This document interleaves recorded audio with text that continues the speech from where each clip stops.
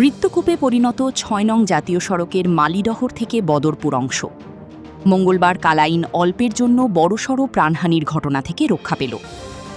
মঙ্গলবার সকাল 8:30 নাগাদ কালাইন লক্ষ্মীপুরে সরস্বতী বিদ্যানিকেতন স্কুলের সামনে একটি ট্রাক দুর্ঘটনার কবলে পড়ে।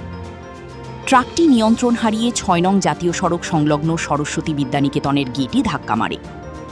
এতে গেটটি দুমড়ে মুচড়ে যায়। ভাগ্যিস এদিন অন্য দিনের মতো গেটের সম্মুখে কোনো ছাত্রছাত্রী বা অভিভাবক ছিলেন না, না হলে প্রাণহানির সমূহ সম্ভাবনা ছিল। লক্ষ্মীপুরের যে ঘটনাটা, আপনারা দেখুন কত ভয়ানক ঘটনা। মানে রাস্তাঘাটের যে অবস্থা শুরু হয়েছে এখন, আচ্ছা বাচ্চা কাচ্চা লইয়া মানে যাওয়া করা হইতো না। এখন যে অবস্থা শুরু হয়েছে, বাচ্চা কাচ্চা লইয়া স্কুলে যাওয়া যাইতো না। এখানে একটা ট্রাফিক পুলিশ দেওয়া দরকার, না তো